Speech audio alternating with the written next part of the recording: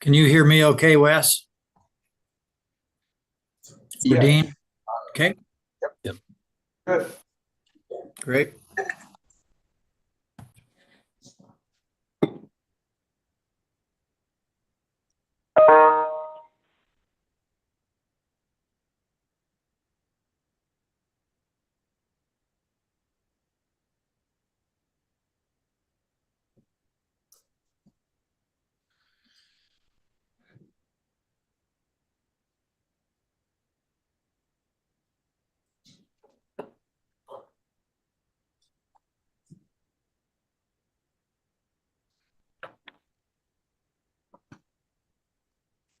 Looks like we're at the appointed time here. So, Brian, have we got everybody there in Boise that we need? Yes, we're ready to roll when you are, Dean. Okay. We'd like to welcome everybody to this Aquifer Stabilization Committee meeting today. Looks like we have committee members, myself, I think I see Al Barker there, Brian Olmstead online, and Pat McMahon online. I think I also see Jeff Raybould, Chairman Raybould online also. Mr. Chairman, we also have Dale Van Stone online. Okay, I didn't see, okay. All right, I think Mark Gibbs was probably going to try to get on too, but we'll get going. So, I guess without any other things this is meeting number 324 of the Aquifer Stabilization Committee meeting. And so without any further, I guess we got the introduction done. I guess we can start moving forward on our Treasure Valley managed recharge modeling. Yeah, Mr. Chairman, next item up is Treasure Valley recharge modeling scenarios. Mike McVeigh of the department will give that report.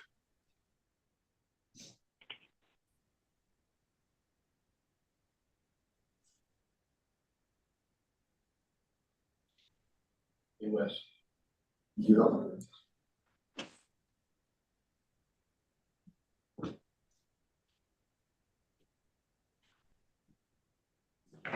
All right. Thanks, Brian.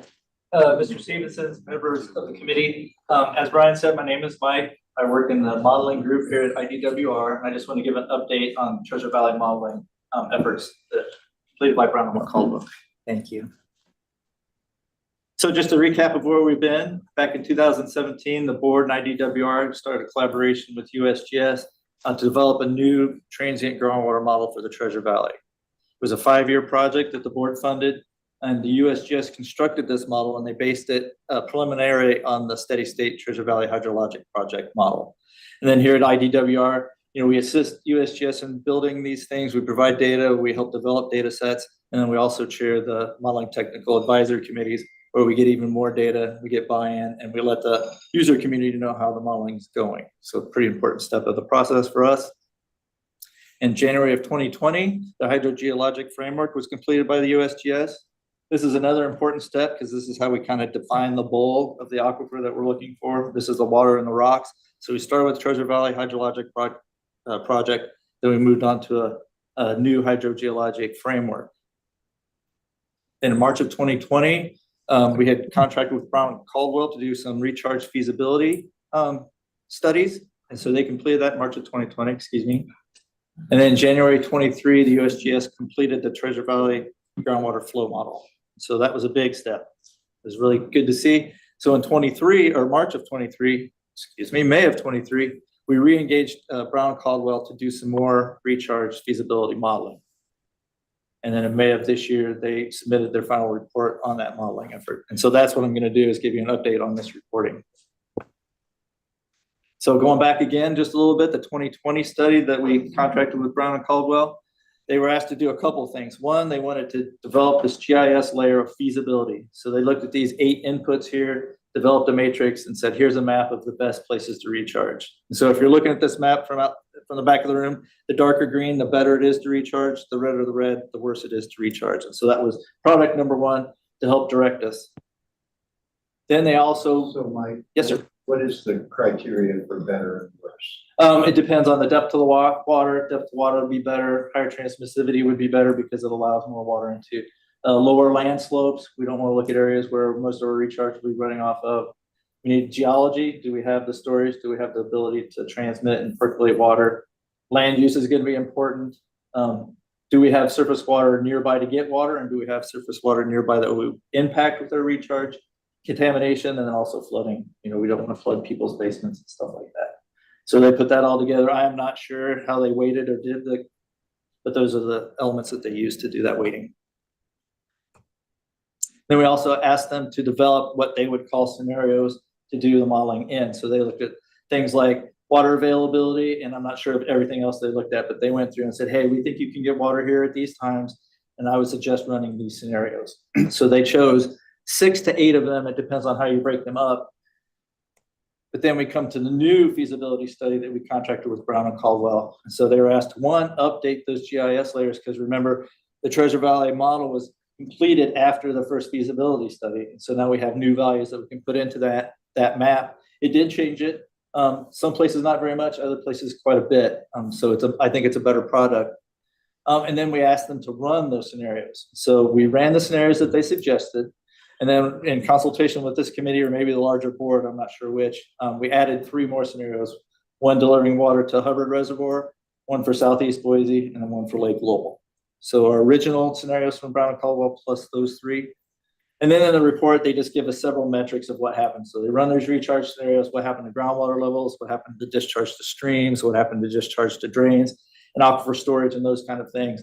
Then they reported back to us what happened. And then I'm just going to relay some of that information right here. So, Mike, what are the pink cells? That's something down here and scattered around up there. Yeah, I'm not sure. I don't think they have a list on what they're for. It may just be a boundary because they have those zones. But yeah, I'm not sure why they're different. No data. They had some no data areas, but I don't think the no data is described in the pink. It just may be a lower value there in that 2.4 range, but I can get back to you, Al. This seems mostly around the edges where we probably wouldn't want recharge. I've included this table, just kind of lists what's going on, how much water they put in to each site, where the sites were going. It's difficult to go through this and explain it just going line by line. So I think it's in here. I put it in there for your reference as you're looking through the slides at your house. Might give you something to chew on.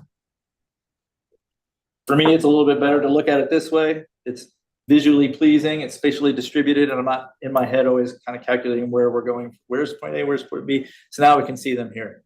Again, I like this map. I like this slide. I don't want to sit here and go through it because I'm doing each of these individually in the following slides. But again, sitting at your house looking at these slides, I think this will help you in your decision making. So let's look at each of the scenarios. First scenario, scenario A.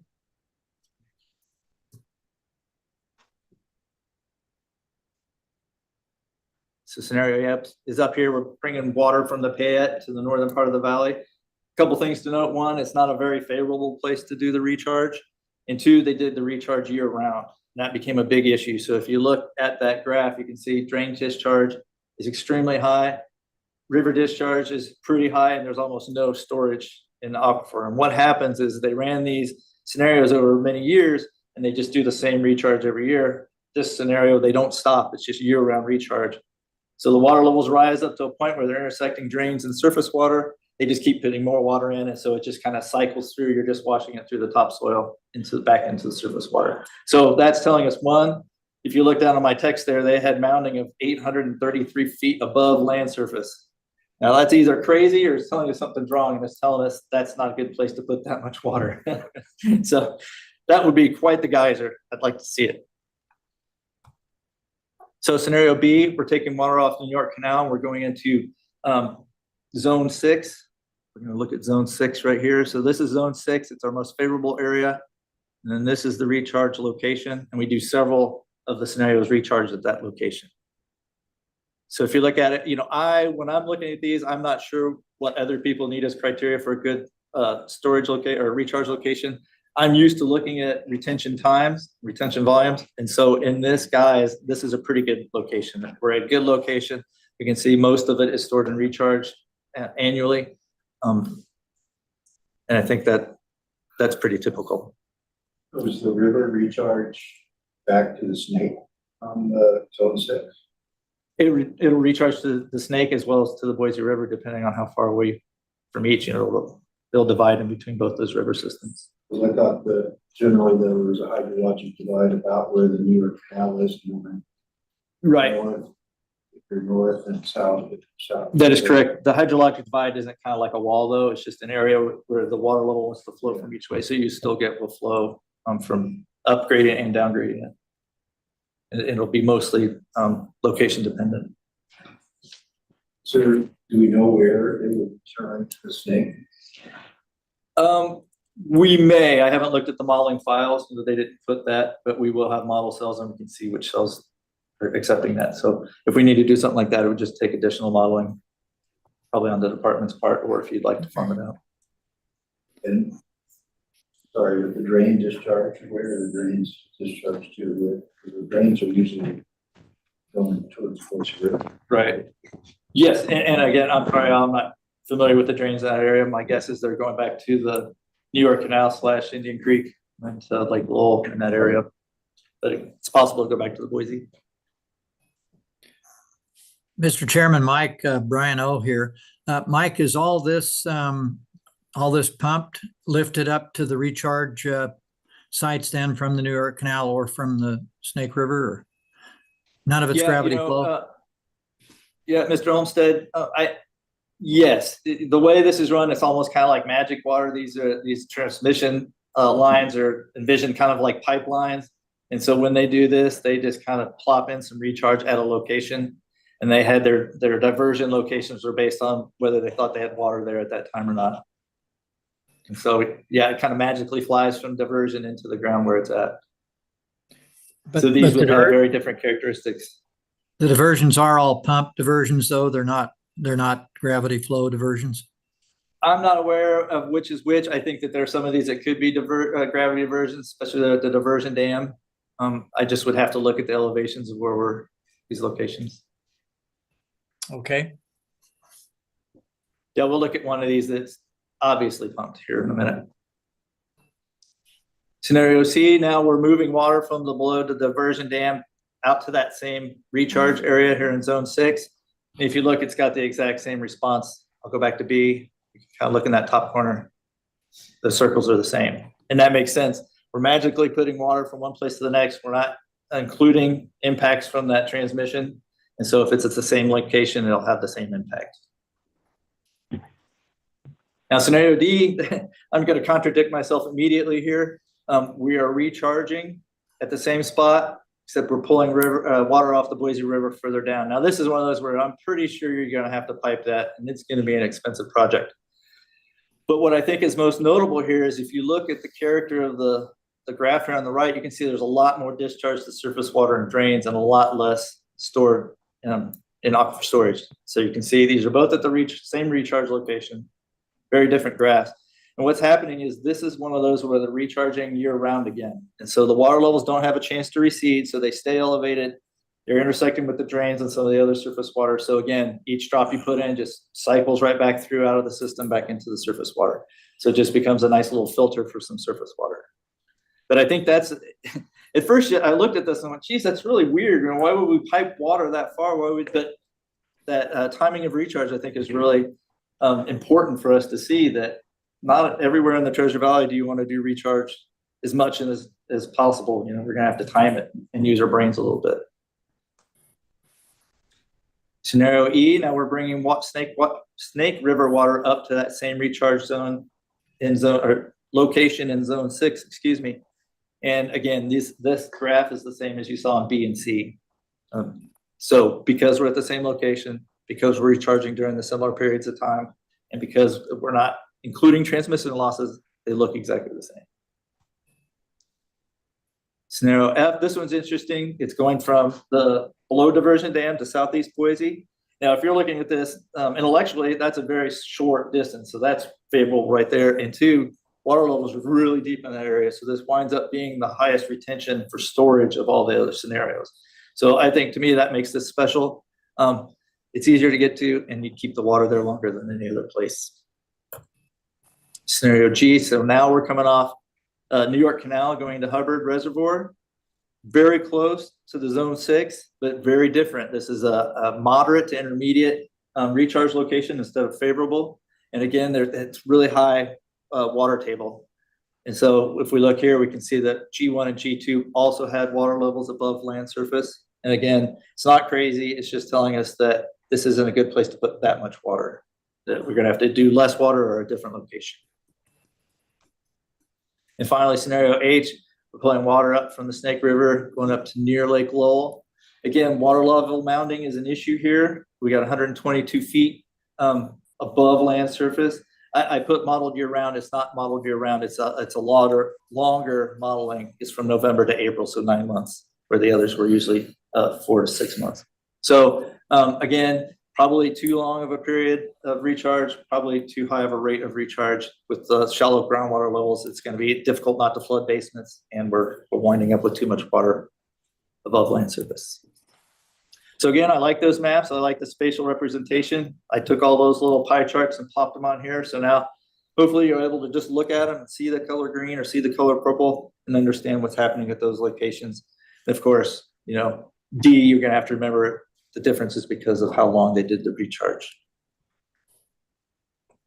And lastly, because I think in terms of aquifer storage, I've just plotted up here on the map the rankings, and as well as how much it is at each of those locations to make it a little bit easier if you wanted a number instead of a pie chart. And then so in conclusion, I think, now we've got the Treasure Valley model. It's ready for us to use. It's ready for other people to use. We've got academics that have been calling us using this stuff. I mean, it came off the presses and went into use, and now it's available for us too. We will get the report and this presentation put online, and from there, I think it's up to you guys. And I'll take some questions. Mike, this is Dean Stevenson. I have one question, and maybe you don't have the answer. Maybe others have the answer. I know there's some would like to have more water in the drains and back in the Boise River, but is the real value in storing longer term storage? Or where's the real value in the recharge? Mr. Stevenson, I think that's the big question. It's been a big question wherever we go. On the ESPA, it's really important. We have a huge aquifer with a long-term decline, and so storing that stuff for as long as possible is really important. There are areas in the Treasure Valley where that might not be as important, but there are areas kind of there in the southeast area where we have water level declines that it might be more important. And honestly, I think it just depends on water users and what we need in an area, how much we need of each impact. So there may be times when you want more water coming out of the drains for TMDLs or whatever. So the storage is just my opinion. I think other people might have different needs. Mike, where is that recharge site that used for, what that location is used for zone 6? No, from what I've heard, Brown and Caldwell found some state-owned land in that area, and so they said, hey, this could be a viable location, and so they just picked that. Is it a gravel pit, or is it something that would have to be developed, I'm not sure. As far as I know, it's just property, but Sounds like West knows. So when we did the original study, there wasn't a lot of thought that went into, is there a gravel pit already there? It was more testing the area of seeing what would it do. We know there's some potential in there, but the areas that we originally picked were somewhat just random.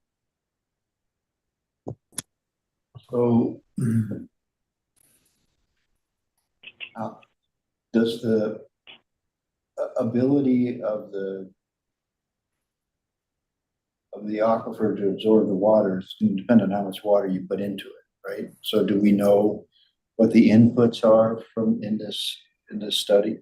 we do know the input. So it's going to be a combination of the subsurface geology as well as the amount of water and when we put it in and for how long. But yeah, here we go. So you can see here, here's the annual volume that they were putting in and the rate. And then here's the time periods that we did. So we have a couple of B1 and B2, G1 and G2. We did irrigation season and non-irrigation season because there were concerns about water availability and what it would look like if we had to do it during the other half of the year. Yeah. So on the Hubbard Reservoir, I know that the capacity of the canal between the New York and the reservoir is only 30 CFS. Right. That doesn't mean you can't increase it, but. Right, but But you're just looking at, so how are these flow rates chosen? I'm not really sure. Wesley, do you know that part?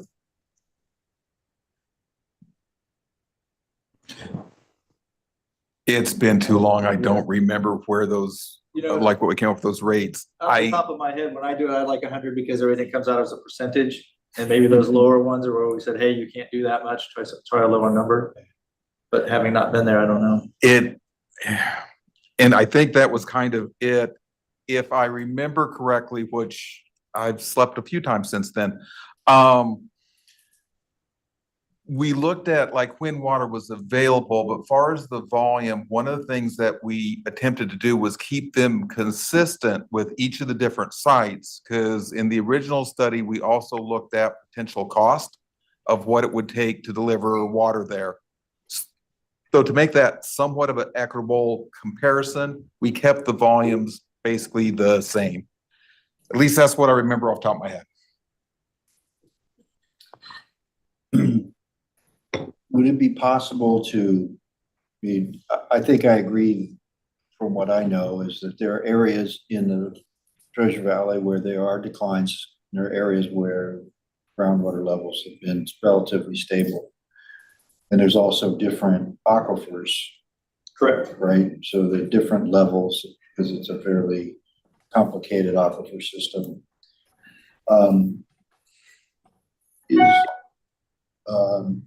Is it possible to overlay the good recharge sites with the areas where we have aquifer decline so that we could take a look and focus where the best recharge, where recharge would do the most good?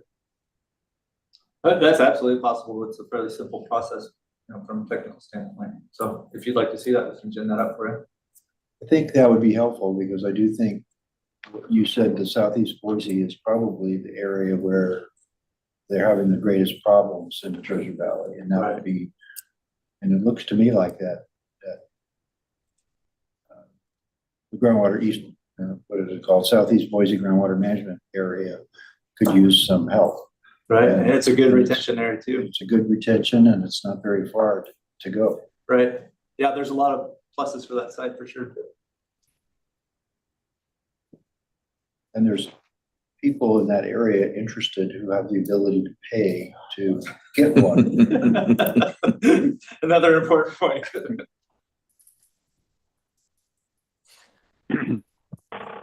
Okay, those are all the questions I have. Thanks.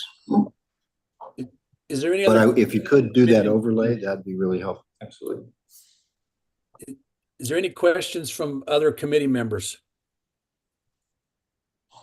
Mr. Chairman, Brian O here. The only question I'd have is, we have had some interest expressed in either a canal company or another group wanting to develop a recharge site, or a city or a commercial?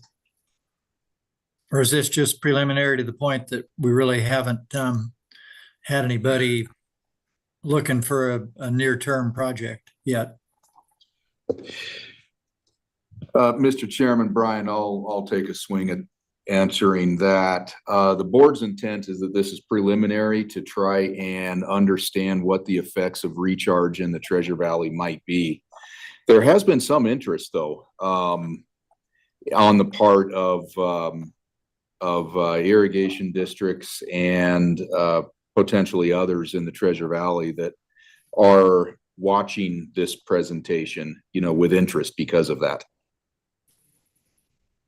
Okay. Mr. Chairman, Brian, I can fill in a little bit. Ada County has been very interested in recharge for future growth in the county.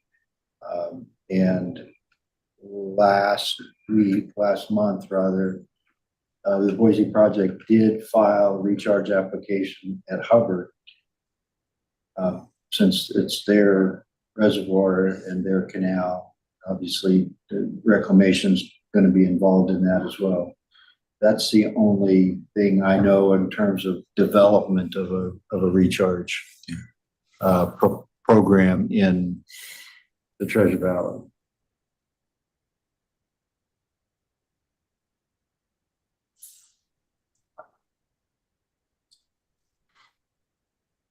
Any other questions from other board members or committee members? Okay, it's looks like we got a lot of good information, and Mike, we appreciate the work you've done there. So, Yeah, sure thing. our next item is ESPA managed recharge project update.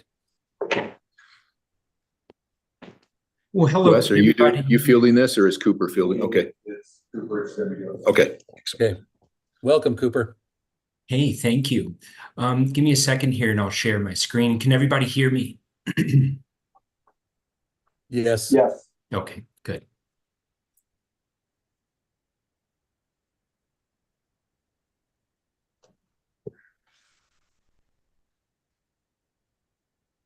Okay, can everybody see this? Yes. All right, excellent. So good afternoon, everybody. Today I'm going to give an overview of, the projects that are taking place up in the ESPA. So we're going to go over completed, ongoing, proposed projects primarily, and then at the end, we'll kind of preview some future plans that we have. This is really designed to be a conversation. I certainly can talk at y'all for an hour and a half, but let's not do that. I certainly would like you to please jump in with any questions or comments that you have. It's required as we move through this. So I'm really excited for this avenue of communication. As we all know, while the aquifer is up, the spring reaches between Blackfoot and Minidoka have declined. And the real way to impact that is to increase recharge above American Falls. So to that end, we're working to develop a network of recharge sites above American Falls.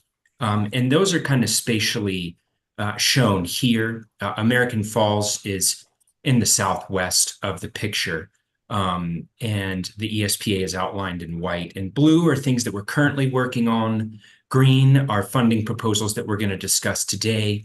And it's a little misleading because some of the stuff that's currently or recently completed is actually going to be proposed for additional construction today. But finally, the pink is what I hope to discuss in the next Aquifer Stabilization Committee meeting. And I think it's important that we have a geographically diverse network of recharge sites because recharge in different locations impacts the river differently. So recharge everywhere has certain advantages to the river, whether that's a 1-year carryover or a 5-year carryover or retention times. We need to take advantage of anything and everything in between. And in order to do that, we really have to geographically disperse throughout the upper valley. And so that's really the attempt here that I think we're trying to work towards.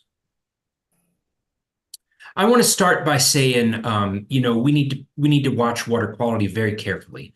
We can't harm the water quality of the aquifer. We have a high quality of water in the aquifer, and we need to keep it that way. So water quality is the utmost importance. It's as important as adding quality. What is the point of recharging if we're going to ruin it? But happily, we just don't see anything of any kind of heavy metals, industrial byproducts, pesticides, herbicides. Nothing is really in this surface water that exceeds a maximum contaminant level, and it's oftentimes just not even there. I mean, as you all know, but it bears reiterating, we looked at 196 surface water samples, and we presented this back in January, but we need to harp on it. Many of these constituents are looked at parts per billion. And we just don't see anything of concern in the water except for bacteria. That's what will make you sick if you drink this surface water. But the bacteria happily, rapidly attenuates below ground. Now, we haven't seen anything, at least up through the last time we talked, we hadn't seen anything, and that remains since we've met. So we took 38 additional surface water samples, and an RDL is a reporting detection limit, and we didn't even see any of those pesticides, herbicides, industrial byproducts, heavy metals, and any kind of, even anything that could be reported, much less a maximum contaminant level to be exceeded, except E. coli and total coliform. And that's to be expected. And again, that dies underground. So it's really important that we know that this is clean water that we're working with. And to that end, just quickly, we're working diligently to get that report that I presented in January published. It's just going through the department's open file report process, and then it should be available online so we can all access it. And we're going to move right along, and now we're going to go into construction projects. And so in the Southwest Irrigation District, we funded a recharge well there for $250,000. And we encountered a little bit of contract difficulties, but we're confident that those are going to be overcome fairly shortly. Minidoka Irrigation District, we funded some infrastructure improvements through ARPA to enhance the deliveries to what's known as the Goin sump, which is basically a hole in the ground. A man-made constructed hole in the ground. Because it's just a hole in the ground and doesn't have any rotating screens or any kind of infrastructure, to protect it, it got plugged. So it drastically reduced the volume of water it was accepting. And so it's likely that some new recharge wells will be proposed in this vicinity. Moving on. Yes. Hey, Cooper, a question there. So the Goin sump, were we running recharge water to it when it plugged, or was it a natural event? I know that's a sump that they've used, for a long time within the canal company. Chairman Brian, I'll take a swing at that one. So we were not doing recharge. We weren't using it at the time. And even though they've been using it for a long time, I don't know, right conditions or what, but basically it got plugged up with a bunch of cattails and etc. And they've worked on cleaning it out, and they've gotten some of the capacity back, but not as much as what they could previously do there. Now, over time, that could improve. They're moving forward with their improving the infrastructure to deliver water there.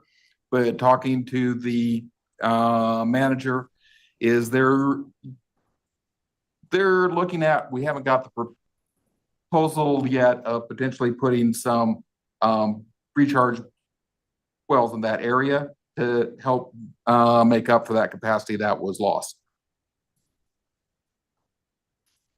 Okay, thanks, Wes.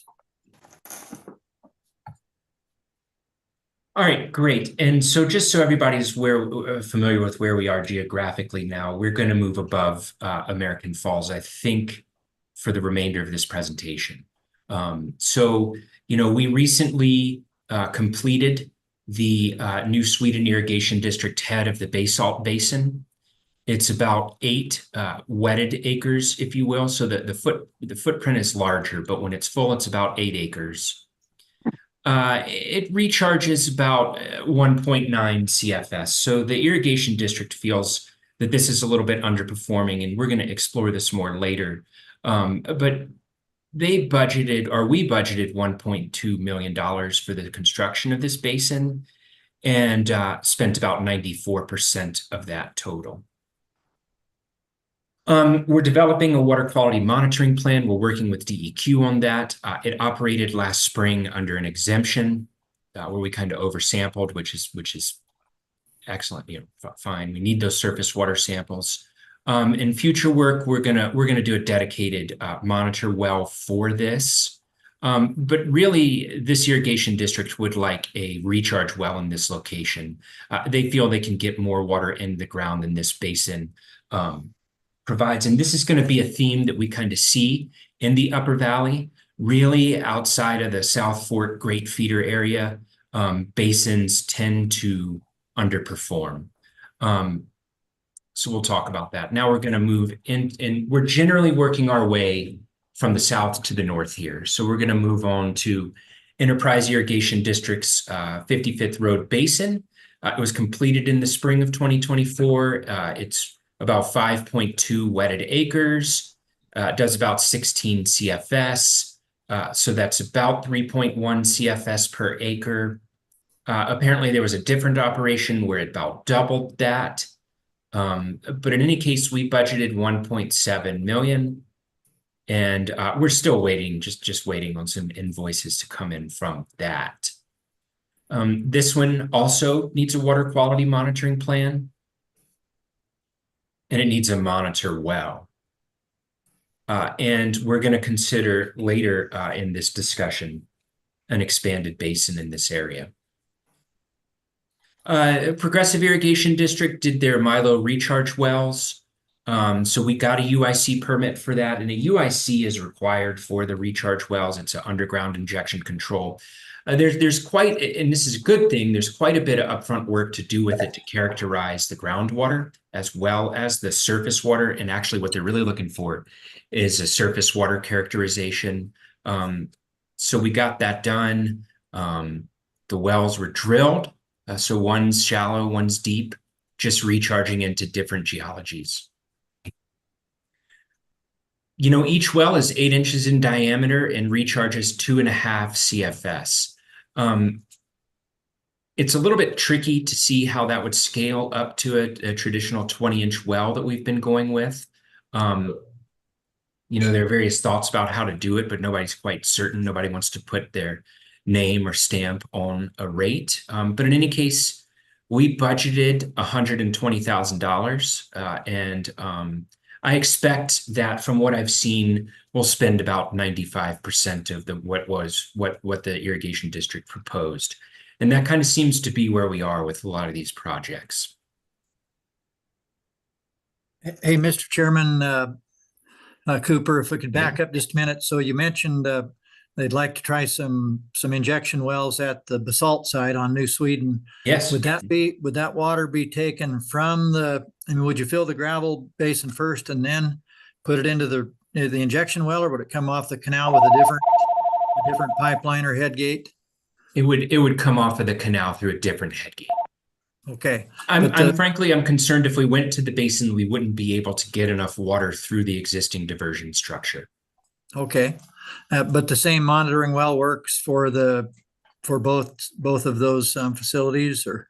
I'm not convinced that that's going to be the case, and we'll see that a little bit later, but I think we're going to have 2 separate monitor wells, because what's going on, and we'll see this later, but that basin is infiltrating through a kind of sand and gravelly layer that is underlain by either a clay or a hard basalt. I think a clay, and that's really kind of perching that basin water and stopping the infiltration or really slowing it down. And so we're going to have to go through that low permeability layer there at the surface and down into more hydrologically productive layers below it with the well in order to get the kind of volume that they would like. And so that's going to take a different well that is also completed below those hydraulically unproductive surface layers.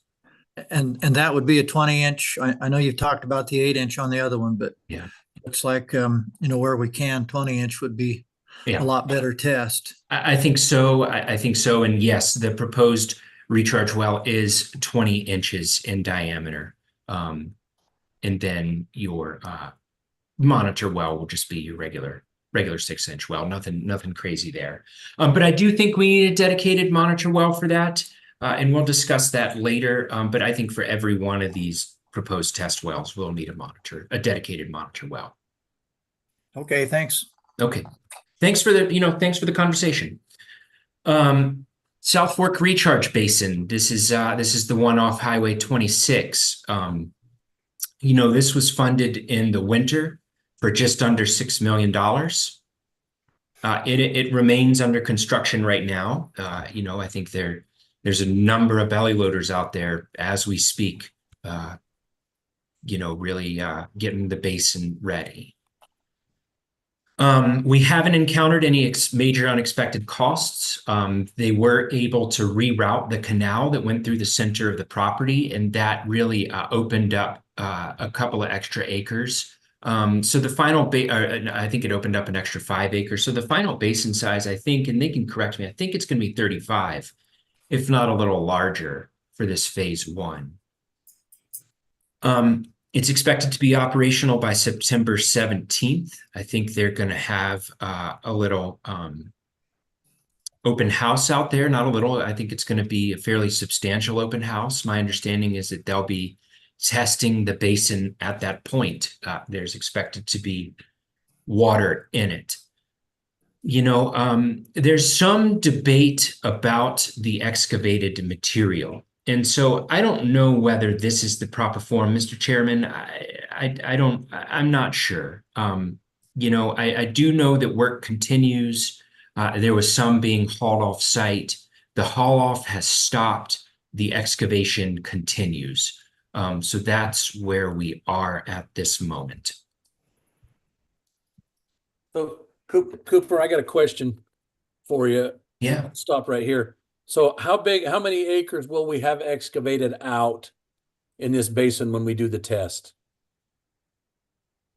My understanding is that it will be largely done. I think I heard something like 97% completed at that point. Okay. So we'll have the 35 acres and then we can test basically to see what our rates, we'll test and see what rates are there. That's right. And we can do some some things with that test. By that, I mean, and I'm going to go through this in a little bit, but we can see how much that weight of water impacts the infiltration rate. So, is the basin doing, 60 CFS at 3 feet with 3 feet of standing water and then 100 CFS with 15? I don't know. And we'll be able to put a transducer in the basin and really, I think, get a good idea about how much that weight of water impacts that infiltration. Okay, thank Mr. you. Chairman Cooper, Yeah. and what was we put in a head gate for that basin? What's the capacity on the head gate then? If memory serves me correctly, I think it was 120. Okay, and then for doing this test, what's our water right that we're using? My understanding is that they've got some storage water there. Okay. Very good. Well, that'll be interesting test for sure, because It's exciting. Yeah. This is a large scale site. I think it will be productive. And I think it provides really good recharge to really 3 reaches, High C to Shelley, Shelley to near Blackfoot, and Blackfoot to Minidoka. So really exciting basin. The South Fork basins work there. I think, they seem to anyway. So, another thing that it's worth bringing to this committee's attention, because the South Fork Recharge Basin fronts Willow Creek, and it's above Willow Creek's diversion into the rock channel being the flood control spillway from Ryrie Dam, this site could increase winter carryover in Ryrie Reservoir. So additional capacity in the channel above that head gate from the Willow Creek into the rock channel might move that rule curve for us so that we can continue to carry or we can increase our overwinter carryover in that reservoir. So we may get some surface water out of this also, some surface water storage. Now, there's a long way to go on this. I'm currently talking to the Army Corps of Engineers to see if we can talk about this, but initial responses from them seem to be positive. It's a little bit difficult to show this because it's, with the other two basins, I was able to show a picture. We have, there's a belly loader down here. This is just a large basin out there that's difficult to convey in pictures. So unless I'm missing something, I think that if you're available, you might want to stop by their open house. I don't know. I'll let them. Maybe I'm overstepping my bounds. I don't know. But anyway, it's a large basin. It's exciting. It's a nice project. Remaining to-dos, we're going to test the site. So how much of that, how much does depth of water impact infiltration? I think we can really learn that here. We need to drill a monitor well and create a hydrologic monitoring network, because what we're not sure of is the way that mound, the way its geometry is underground. We just don't understand the mound geometry out there. So we really need, 3 to 5 transducers all around the basin just to understand how that groundwater mound interacts with the present water table. Hey, Cooper, Brian Yeah. O again. Yeah. So you've been out quite a few times probably. Have you seen, was it a pretty consistent overburden on top of the gravel? And has the gravel, once you got down below the clay material down into the gravel, is it pretty consistent gravel throughout the? Yeah. Or have you seen? It is, the 7 feet of overburden was expected, and then you've got 7 feet of gravel below it, and it appears to be consistent. There's nothing that I've seen that's concerning. Okay, great. And the pile, the stacks they stack the overburden separately, so they got all the overburden off first. So that's approximately half of the material. So that's stacked separately than the cobbles, if you will. And then I guess the other question, and we don't have to go into detail on this, maybe this needs a special meeting, but in our contract, we put in that if there was a way to recover some cost by selling the stockpiled material, that the water board would want that to help, recompensate us for what we put into the 1.6 million to buy the high-priced farm. But it sounds like that if we are going to seek bids or anything, we would have to have some kind of a mining permit or an excavation permit of some kind. Is that something, and I'm not in any rush on this, but is that something that we need to be looking into? I think it comes down to where the board is with its timeline with this thing. I think that material probably could move, but it would take a little while. Whereas I think that there's another way of doing it where they move it off kind of really, really rapidly, where they could move it off within a matter of months. And so I think I would like to discuss that outside of this forum. We've got a lot of exciting stuff to discuss, and that is an important topic, but I don't want to bog all that we've got going on down with that, I guess. Unless somebody else has a different opinion. Well, I'm certainly fine with taking it slow. I mean, we need a good test on that site, and before we're going to need to move material or even start thinking about phase 2. So I think that's great. I don't need to drag that around anymore today, but thank you. That's an excellent point, Brian.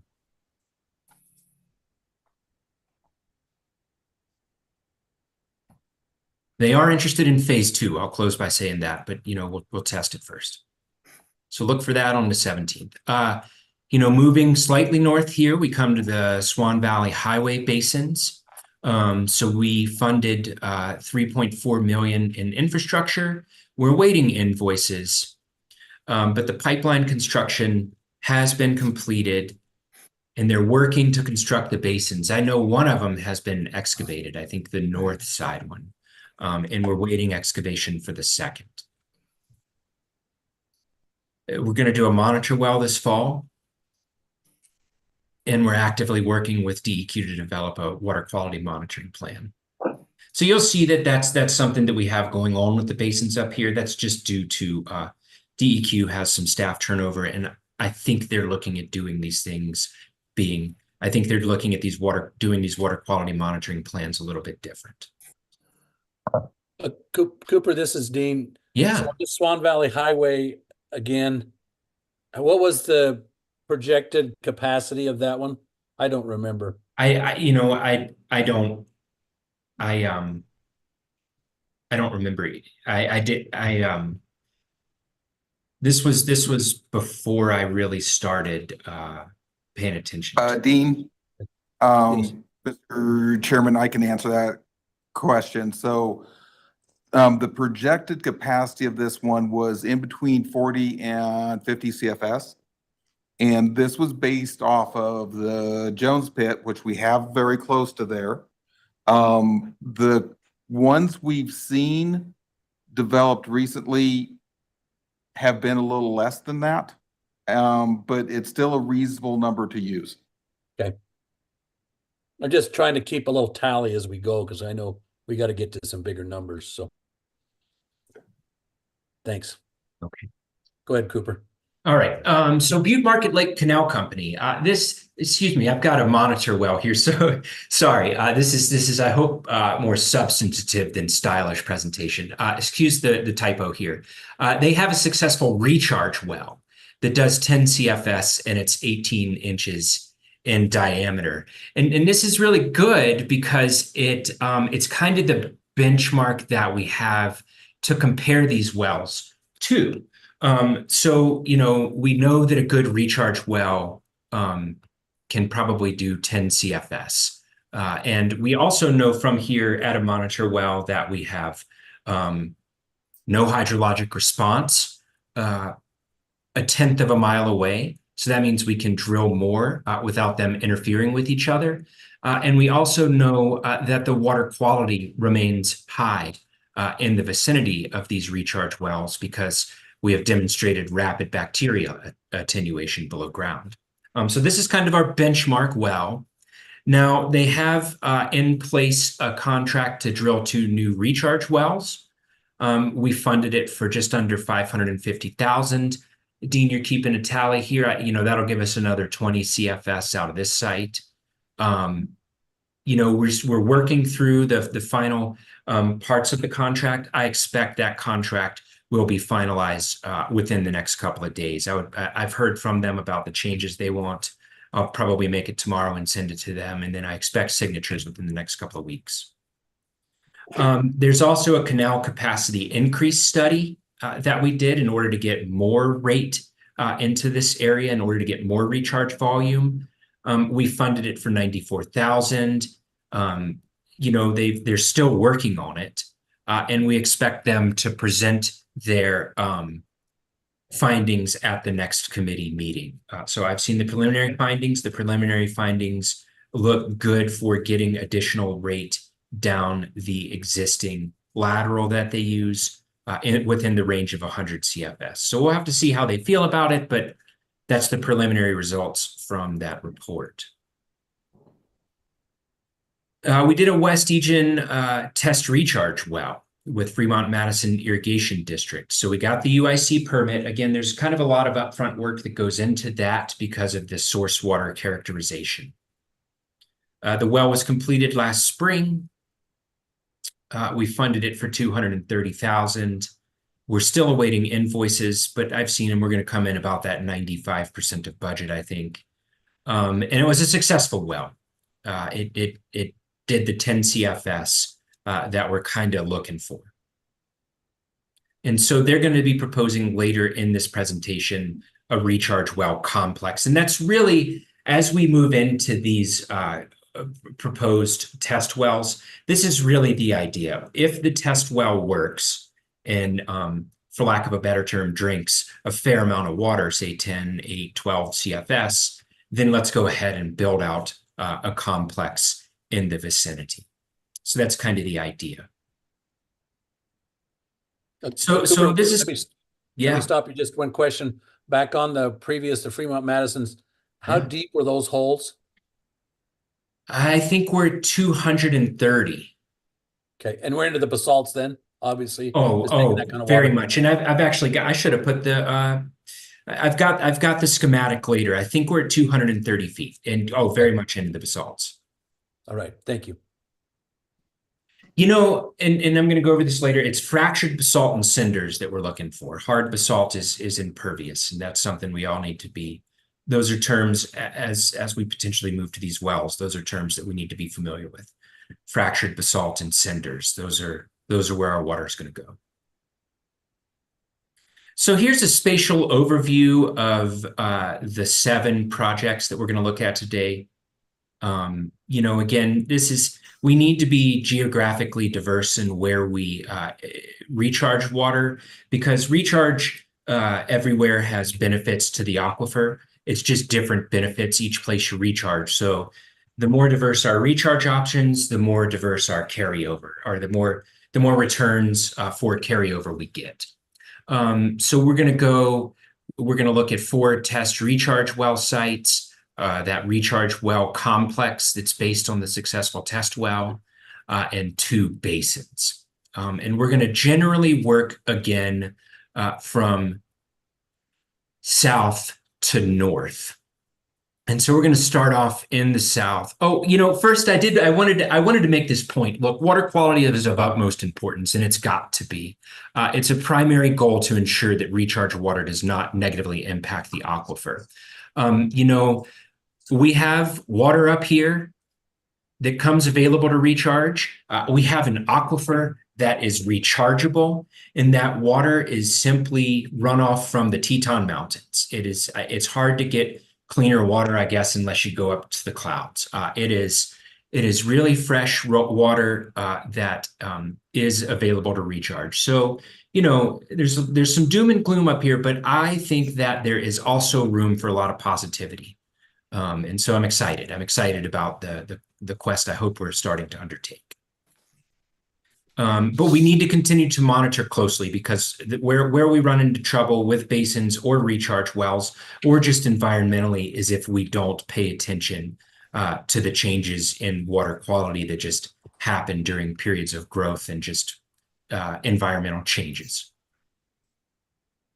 The other thing I wanted to say is that we're going to do a cost per acre foot calculation here. The goal here is to fairly and consistently compare projects. You know, we're not economists. I'm sure that economists would take issue with this. The other thing is that, you know, we don't really know how much these basins are going to do, or these wells are going to do. So it's hard to forecast that. So this is simply a forecast. These are all in 2024 dollars, et cetera. A finance person should pick these apart pretty easily, but really this is done for comparison purposes. So what we do is we just take the capital outlay and divide it by 20 years, and that's your average yearly cost. You know, we've seen over the past 10 years in the Upper Valley that water is available for about 100 days every other year. And if the basin if the wells operate 90% of the time, we're looking at 45 days per year. So, you know, this is strictly a capital outlay cost. This does not include conveyance fees when you see them presented. And it only includes the natural flow water right. So we don't take into account the incidental benefits of recharging storage water through this infrastructure. And again, you know, this is for comparative purposes.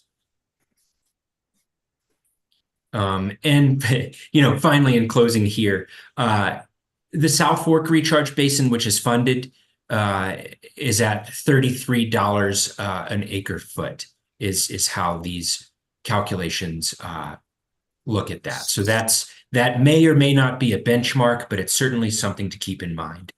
So with the conveyance fee of $7, you're looking at $40 an acre foot delivered. So we're going to start in the southern portion of the, you know, kind of Upper Valley here, Upper Valley being above American Falls, and that's Aberdeen Springfield's Vanderford Road test recharge well. You know, the intent of the test well is to test the viability of the concept throughout this Aberdeen Springfield Canal Company system. It's a large system. It's there outlined in blue in the map on the left. working, I don't know if you can see my pointer, but from the northeast at its diversion point, straight as the crow flies across American Falls Reservoir to its terminus, you're looking at 60 miles. So it's a large system. And if this well is successful, I think they want to construct multiple wells and multiple recharge well complexes. Some would be funded through the canal companies, and others would be proposed for funding through the Water Resource Board. At least that's what they've let me know. The point of these wells is to recharge below the local perching layer, below the clay layer that's kind of present all over there. Anecdotally, the recharge that's currently taking place in that system doesn't hit the regional aquifer. It stays perched, routes back to the reservoir really rapidly, and the ESPAM modeling that we do for it isn't, anecdotally, it's not applicable because we're not hitting the regional aquifer. We're also going to propose monitor wells for each of these test recharge wells. And I'm going to dwell here for a moment because the purposes are like up in the Roberts well, up at the Butte Market Lake wells. We need to assess that hydrologic response. If we don't see any, then likely we can construct more recharge wells without them interfering with each other. I mean, that's a little simplistic, but that gives you that gives you kind of a general idea about what we can do with the hydrologic assessment, or with the hydrologic response assessment. And we can repeat that bacteria attenuation test. I mean, there's no reason to think it wouldn't work in similar geology elsewhere, but if we're moving this direction, I think we need to demonstrate it to ourselves and to the public. And so I think that these wells, these monitor wells, are valuable, and I think we should do them with each test well. So well design overview, you can see the design over here on the left. This is what they're proposing. They're going through that perched clay. Mr. Chairman, can people see my mouse? Yeah, yes, I think. Yes. Okay, so they're going through that perching layer there at 70 feet, as well as this basalt layer is somewhat perching also. So they're just going to case right through that. And then we anticipate hydrologically productive zones below that clay layer. So again, we're looking for that fractured basalt. We're looking for that basalt with cinders. We anticipate seeing it, but they want to go 350 feet just to ensure that they hit hydrologically productive zones. We don't have to go 350 feet. I think the Egan well was to go 320 feet, and I think they went 230, 250. We'll see later in this presentation. They stopped before they were, before they planned to, just because they found hydrologically productive zones. So we can always stop early. But just an overview of the cost, I mean, they're proposing $300,000 for this well. Now that includes the monitor well, that includes a contingency. And if the well does 10 CFS, we're looking at $1,661 per acre foot delivered for construction costs. And again, that's compared maybe to what might be a benchmark of $33 an acre foot. The benefits, this is just modeling returns. You've got, I term this carryover, because 50% of the returns come back to the river within 1.33 years. So in my mind, I think of that as that's the retention time that I think about. Other people are going to think about it differently. But you're going to have 50% of your returns come back to the river within 1 and 1/3 years. And they're really going to impact this between Blackfoot and Minidoka reach, with 87% of that returning water impacting that reach. And then ultimately, the primary reach impacted is Blackfoot to Minidoka, with 73% of the water recharged through these wells returning to that reach. So when I say percentage, it's if you recharge 1,000 acre feet, 730 of those acre feet will return back to Blackfoot to Minidoka. And that's this model that I use goes over 150 years. This isn't a modeling presentation. It primarily impacts the Blackfoot to Minidoka Reach over time. Are there any questions before we move on from this well? Great. Hearing none, we'll move up to the Peoples Canal Company test recharge well. So like the Aberdeen Springfield well, the intent is to test the viability of recharge wells within this relatively large system here. So just as at Aberdeen Springfield, point of diversion to the terminus of the system straight line, you're looking at 30 miles. So they really have a lot of room for wells throughout their system. The initial location is in the vicinity of an underperforming recharge basin. Again, this is a theme that we see outside of kind of the South Fork and the great, outside of the South Fork area. These basins just tend to underperform. And it's got to do with those local clay layers, those hard basalt layers, those sandy and gravel layers that kind of come up to the surface and just preclude infiltration down. If successful, Peoples Canal Company, as well as several other Bingham County canal companies, have indicated that they wanted to construct multiple wells and complexes throughout these systems. So this is something that could be done, I think, throughout Bingham County. Some would be funded through the canal companies, just like at Aberdeen Springfield, and others proposed to the Water Resource Board for funding. So there's a lot of room for collaboration here. This will also include a monitor well, as they all have to. Just a well design overview. We think we'll case it through 50 feet below the ground. We might or might not. We might go farther with the casing. We might go, I don't think we can go less than 38 feet, but we could go anywhere from 38 to 70 feet with casing. But open interval down to 200 feet. We expect rapid geological changes in that interval.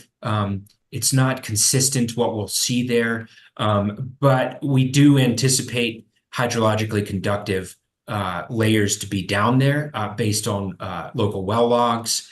And the presence of nearby irrigation wells really suggests that we'll be able to, if a well will give water, we'll probably also take water.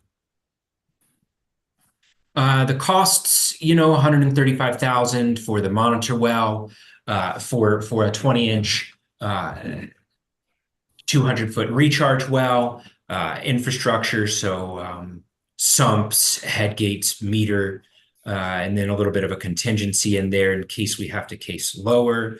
You're looking at about $7.56 an acre foot delivered, assuming 10 CFS in average water availability. This is just modeling results again. You've got what I term a 1.25 year carryover in this, and you're impacting the Blackfoot to Minidoka Reach. Hey, Cooper, Yeah. Brian here again. So Yeah. this looks like a real favorable, I think Peoples, with the proximity to Bingham groundwater, that looks like a really favorable place. Is that canal going to need some capacity? If say we were going to do 10 of these and we need 100 CFS, is that canal going to need some capacity remodeling also in there? Have you talked to him about that? That's a bridge we hopefully will have to cross later. And it's not just Peoples. There's a whole grouping of canals down there. And the groundwater district, Bingham Groundwater District, is in support of this. I think that ultimately, and this is a conversation I think we'll need to have when we discuss the Egan well, but I think if we want to get water to these places, it might need some infrastructure improvements. I can't speak to whether they'll need infrastructure improvements for 100 CFS, but I guess I'll just be upfront with everybody that's going to view this. I'm hoping we can do more than 100 CFS across these systems. I think 100 CFS per complex, and have complexes throughout maybe the 6 canal companies at minimum. And probably infrastructure will have to be part of their proposal. So this $7.56 an acre foot capital outlay will probably increase. But again, you know, if the basin, which I think is a good basin, is 33 cents or $33, I think we can compare it. You know, we're looking at what, a quarter of the cost.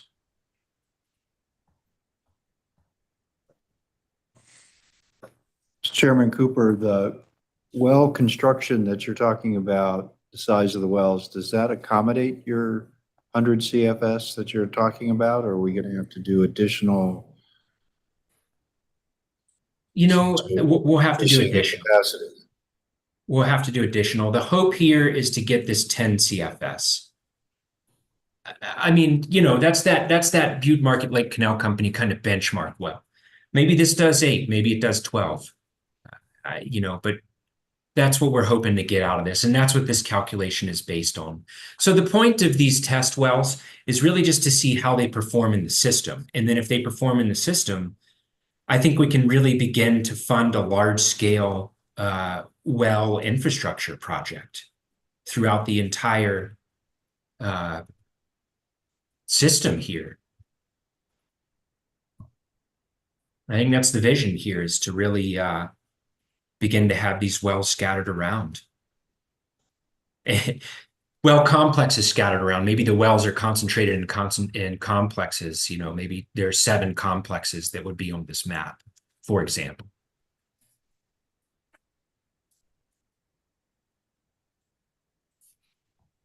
Does it make sense? Absolutely does to me. I think you know, I think we're on a good track there. I think the costs will be, you know, will go up if we're going to go to large volumes. We're going to have to expand canals, and that won't be cheap. But you know, it's cheaper to expand a canal than to build something brand new, for sure. You know, and the infrastructure to expand the canal is the same whether you're doing a basin or a well, but wells are coming in at about a quarter or less of the cost of the basin.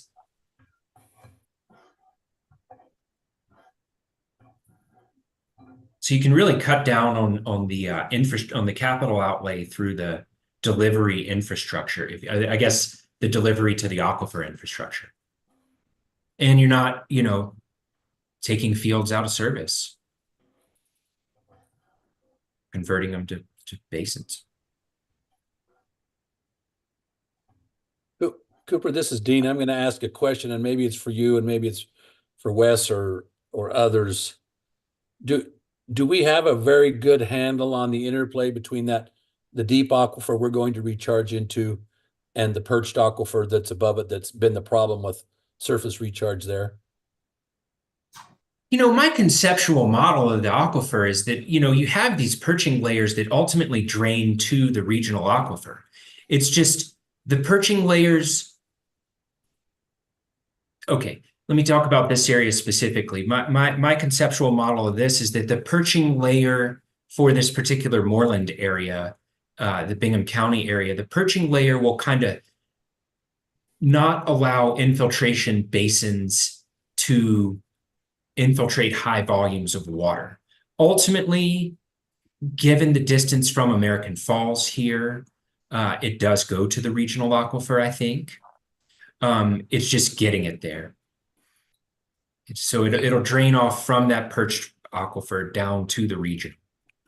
But we just can't get the volume of water into the ground through the basin method here that we can through the wells. The wells. I'm going to go ahead and jump in here. So, Mr. Chairman, you know, we've looked at a lot of geological logs in this area, and there's really no question that there's a pretty heavy, consistent clay unit that's definitely affecting the surface recharge. However, to answer your question directly, as far as do we know how it impacts the regional aquifer, we don't. And that's one thing that doing these tests, it's, you know, the whole design, and one thing to keep in mind, these are all test wells to see if this concept is going to work. If it does work, okay, then that opens up more possibility, and then we'll have to address what it's going to take to do that. And one of the other things that doing these tests kind of allows us to do is start giving some information on what that impact to the regional aquifer will be and where that water goes. Honestly, that's going to take some time and a lot more data to figure that out.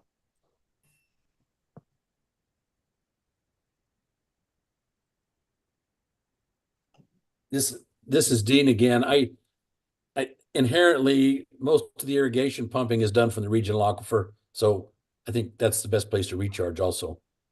So, any other questions from members of the committee or board Chairman members? Stevenson, this is Mark. Yes, sir. I don't have any wells, deep wells or 20-inch wells, so I'm not familiar. I mean, I'm familiar with the concept, obviously. Are there enough well drillers around for what we're contemplating here, or do we need to start some of our grandkids into well drilling?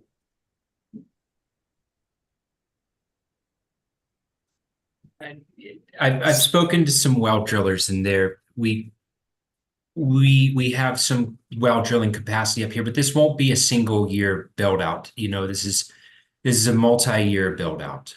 I think at least that's how I envision it. You know, I'll stop. I'll stop before I get ahead of myself. As of right now, there's quite a number of drillers out there that I think are going to be interested in the opportunities that potentially could come from this. Thank you. Mr. Gibbs, my personal experience with well drillers, if you're drilling 200-foot holes or 250s, I think those go fairly fast, and there's plenty of guys. When you have to get really deep holes is when the time really racks up. So I think there's probably enough drillers for now.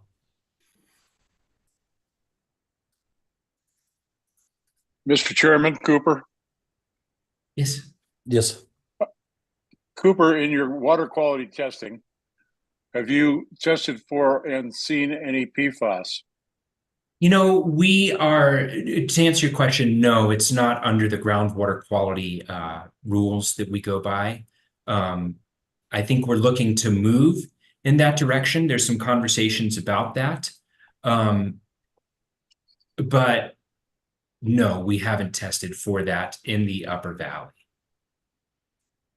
Secondly, a comment. I think your cost per acre foot calculation is an excellent effort and kind of levels the playing field in trying to analyze these different sites. Thank you. Well, thank you. I appreciate that.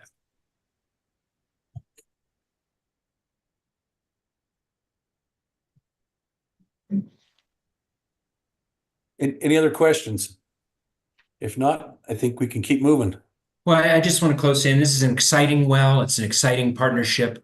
It is really exciting to be able to impact that reach and to be able to kind of really begin changing the way we manage this stuff, this water. All right, so we're going to move on now. We're going to continue north to the New Sweden head of the basalt test well. So as we were mentioning earlier, this is the site of an underperforming infiltration basin, and you know we're starting to get the hang of what we're doing with these wells. You know, they can deliver approximately 200 CFS to this area until irrigation deliveries begin in mid-May. I think that's about the rate they're looking at developing. They want to be up front that after that mid-May timeframe comes around, you know, be it the 7th or the 21st, the delivery capacity rapidly decreases to 0 over approximately 3 weeks. So they do want to be upfront about that. But with that said, you know, this is a location along their main canal they can get a lot of water to, and they want to do a test well in this vicinity. And again, we're going to do a dedicated monitor well here. Similar, you know, we're going to case through that sand and gravel and clay layer. hydrologically productive zones are anticipated. I mean, this is going to be the story, I think, with the Upper Valley outside of that South Fork area. This is really going to be our story. We're going to see hydrologically productive zones as we go down. The well logs indicate, again, we're looking for fractured basalt and cinders. They're looking for 350-foot well. It's just a product of different consultants. They're looking for a different well to make sure that the zones are encountered, those hydrologically productive zones. Again, we can cease drilling if we hit those zones before 350 feet. We're looking at about $14.34 per acre foot delivered over 20 years, 256,000 total proposed. 20% contingency just because there's some there's confusion with the casing in this well. You know, we're looking at what I term carryover of 1.25 years. And then this, you know, this is interesting. Sorry about this weird formatting here, but this impacts both the Shelley to near Blackfoot and the near Blackfoot to Minidoka Reach at 41% each. And what you can really begin to see is kind of a lagging impact as we move up the valley to the Blackfoot to Minidoka Reach. So you go from 19% to 33% over the first 50% to really impacting it with the latter half of the returns. So really a lagging impact to this near Blackfoot to Minidoka Reach. And the other point I want to make as we begin to impact the Shelley to near Blackfoot Reach is that returns on that reach do increase natural flow, so that either increases storage or it increases natural flow for the canal companies that divert on those reaches, which, as you well know, natural flow increases incidental recharge opportunities. So there's a real value, I think, to recharging molecules higher up in the system so they can be kind of circulated down more. We can use each molecule 2 or 3 times before it leaves. So that's the head of the basalt well here. Are there any questions about this before we move on, about this particular location?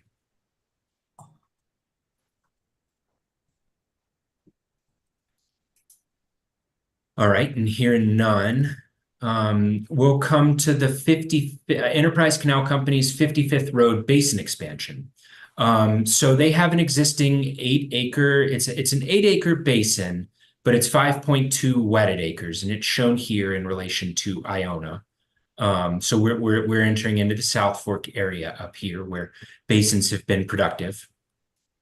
I think that they can get more than 16 CFS out of this, and their consultants indicated they had. I think that this will likely increase as the operator becomes more familiar with the basin. And so they purchased this 21-acre parcel to the north of, directly adjacent and north of the existing basin. And so what they want to do is they want to excavate 14.8 acres of that 21-acre parcel and just have it adjacent to the existing basin. So, you know, they're looking to haul off some of the material, and they're also looking to use some to make a berm. And they want some engineering oversight here. So just an overview of what they're proposing, the $5.365 million in earthwork, $500,000 in engineering services, and then just kind of miscellaneous stuff that adds up to, you know, a little over $300,000 for a total request of $6,190,533. So if the basin does 45.7 CFS as they proposed it, we're looking at that. We're looking at about $76 an acre foot averaged out over 20 years. Assuming they can go a little bit higher and do what the Jones pit did, that would mean they could get about 55 CFS out of the basin. And so if they could increase their operations a little bit, we're looking at dropping that price to about $63.39. The benefits that we get from it are we're really impacting the high C to Shelley reach. And I've done the modeling a little bit different here than I have previously. And, this isn't a modeling presentation, but previously we'd looked at the modeling results from this, and we presented them like this because we really begin to see the lagging returns to the between Blackfoot and Minidoka reach, and they're really seen here. So this is, if you look at the three reaches that this impacts, high C to Shelley, Shelley near Blackfoot, and near Blackfoot to Neely, you'll see that it impacts them in roughly equal proportions. But the impacts to high C to Shelley are 1 year, it lags near Blackfoot, or Shelley and near Blackfoot takes, about 1 2/3 year. And then by the time we get down to Blackfoot to Neely, you're really seeing those returns come in over 5 years. So we really have a lagging impact to this reach. And these are the same modeling results we presented or previously. But before moving on from this basin project, are there any questions? This is Mark Cooper. Mr. Chairman, Cooper, has Enterprise bought that additional piece of land, or they already, or are they proposing to buy that land? Do they own the land now? They've purchased it. Thank you. Hey, Cooper, I guess this is Brian O again. My question, so when we talk about the Shelley to near Blackfoot, I'm assuming most of that is coming in below the at Blackfoot gauge, because generally we got a losing reach from Shelley to at Blackfoot. Maybe that's getting way complicated, but no, but I mean, you ask a valid question. This let me watch what I say here, but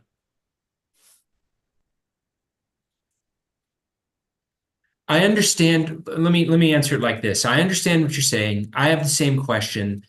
Maybe we should ask somebody whose full-time job it is to model to come in and explain that.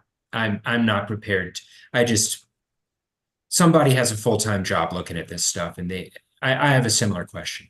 well, the only reason I ask is because it makes quite a bit of difference to the agreement between SWC and IGWA is if it comes into that Shelley to at Blackfoot reach, then it probably doesn't, not near as much percentage goes to, say, Twin Falls Canal. If it comes in the 7 miles between at Blackfoot and near Blackfoot, then that becomes a big benefit to the Twin Falls Canal and to fill in American Falls. So that's the reason I asked that. If we could fine tune that modeling a bit. I can't believe much of it comes in above the at Blackfoot gauge, because that's almost always a losing reach.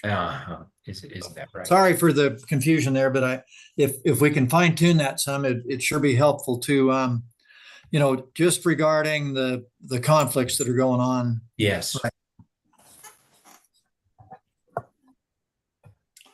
I think it's a good area either way, but it's a better area if it if those reach gains are happening, where they would address the conflict more.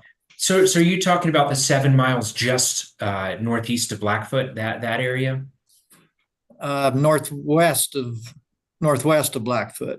Okay. The at Blackfoot to near Blackfoot is, the near Blackfoot's just above Fort Hall Bottoms and American Falls Reservoir. Yeah. So that's a gaining reach generally in the Shelley to at Blackfoot. But so there's always confusing those, all the gauges are Blackfoot. There's 3 Blackfoot gauges, but it makes a difference in accounting which gauge we're talking about. So that's not for today, but for, I would like to talk to the modelers, because I think it'll make some of these projects look better if we know where the water is most likely to, a little better where it's going to return.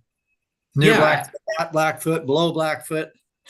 So, Yeah, I sorry, think- that's enough for that today. No, I think that's a worthy, I think that's a really good use of somebody who models full time. I think that's a really good. I would love to see their results on this. I just don't have. It's just there's a lack of time that gets there, and I would love to see somebody look into that. I'm curious myself, but I want to defend some of the recharge that takes. Returns everywhere are good because it again boosts that natural flow. And allows those canals that do incidentally recharge the near Blackfoot to Neely Reach increased opportunity to do so. Totally agree. We can move on. I didn't want to drag us into that too far. Any other questions before we move on?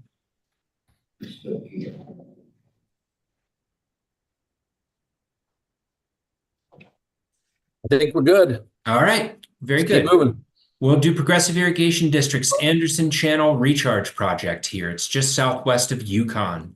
Again, here we have Progressive owns, about 20 acres of this 45-acre basin there. It's a really deep basin. You've seen it on the highway if you've driven between Idaho Falls and Yukon, but it underperformed during an infiltration test. That's kind of the story up here. Again, outside of the South Fork with that important caveat. So as a follow-up, then they hired a construction firm to go drill 7 33-foot test holes in the bottom of their basin here. And they found 10 feet of overburden above a solid basalt, but 4 of those test holes found fractured basalt.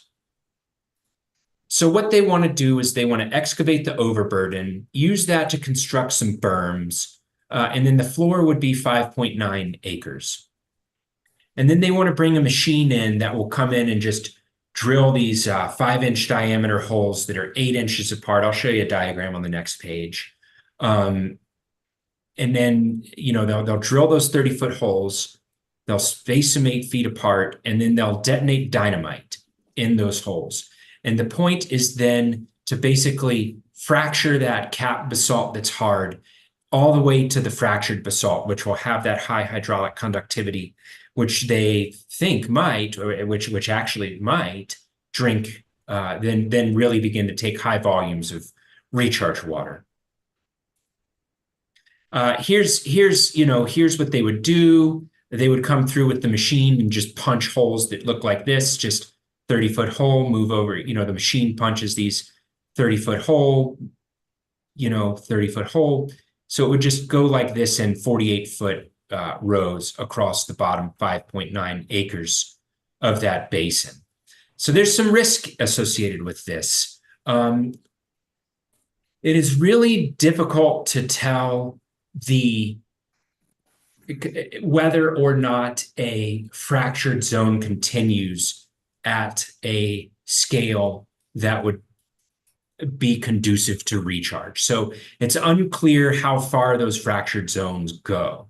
I looked at it and could not really make I couldn't make a conclusion about it that I would want to stand up here and defend whether it did or did not extend. And so I had a coworker of mine look at it, and basically she said that, they would need to get 35 feet below the drilled holes to access a sufficient fracture. And she made a cross section that we'll look at here on the next page. But the reward is, if this is successful, this is an approach that could be replicated in other basins in the Upper Valley. So, there's, it's a risky proposition, but there's also some significant reward with it. But what she's talking about is really this fractured layer where the water is. You can see the water table here, and they're looking at the basin depth, so going another 30 feet, and then they would need to get another 30 feet. And we just don't know how far that dynamite would detonate. This is to the south. To the north, there was a continuous fractured layer. But to the south, kind of in the direction of groundwater flow, it just there's nothing to be able to stand up here and confirm or deny. So an overview of the funding proposal. They want to do some earthwork, berm off their acres on the property. That's about $1.66 million. They want about $851,000 for the drilling and the dynamiting. And then they about 415 for the diversion structure, which would include the inlet and the outlet and a significant 48-inch culvert pipe. Cost per acre foot, I mean, the difficulty here is just how much will this basin take? So assuming it takes, 5.9 CFS, assuming that the fracturing doesn't work, you're looking at $304 an acre foot. But then if it takes, 60 CFS, you're looking at $30 an acre foot delivered. That's an order of magnitude difference. And it's like that on purpose because it is just really difficult to forecast how this is going to work. I don't know. It's a risky proposition, but if it works, again, the reward here is not only do you get a nice basin, but you have a concept that might work in other areas. Again, just because it does or doesn't work here, it doesn't mean it will or won't work in other areas. So, it's a concept here that's certainly worthy of consideration. Your benefits, I mean, here again, we see the lagging impact of the near Blackfoot to Neely reach because we really start off impacting, I think this is Shelley, I don't remember, but above Blackfoot, 88%, 80% within 2 years. And then really it ends up impacting that reach the most of all. Are there any questions on this project before we continue?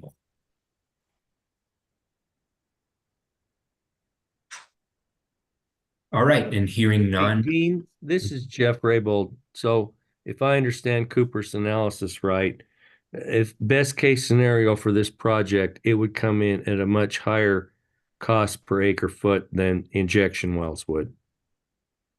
Probably double. And that's just going to be the story of your basins generally. Your basin infrastructure is going to be about 4 times what your well infrastructure is the way it seems to be working out. Okay, thank you. Any other questions? Chairman, yeah, this is Mark.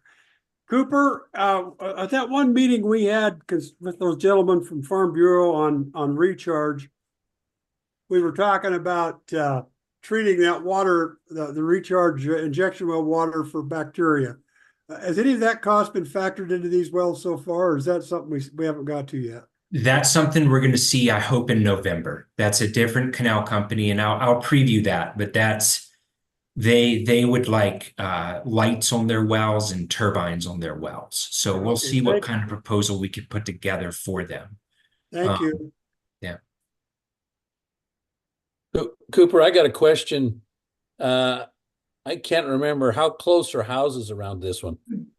Houses to this one, I mean, they are. Where's a map? There's some houses pretty. Okay, what's the scale here? A half mile. So this is down gradient. The water's moving southwest. I'd say a half mile, quarter mile. Okay. You begin to start to hit domestic wells. Yeah, because another option for this is to use the current basin as a settling pond for a network of wells. I don't know. It's up to Progressive. Just a thought. Well, if they did that as one to get the fracturing, they do that whole deal as one shot. And yeah, boy, that's gonna wake the neighbors up. Oh, that's a good point.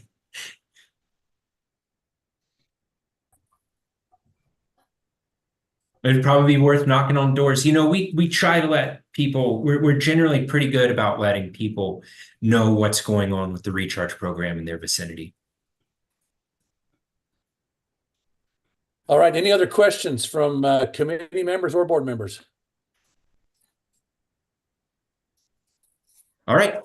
Okay, let's keep moving. Yep, hearing none, we'll keep going. This is a New Sweden irrigation district. We're continuing to work from south to north here. So this is known as the Osgood Recharge Complex. This is the proposed Osgood Recharge Complex. So this is New Sweden irrigation district and the Bonneville Jefferson Groundwater District.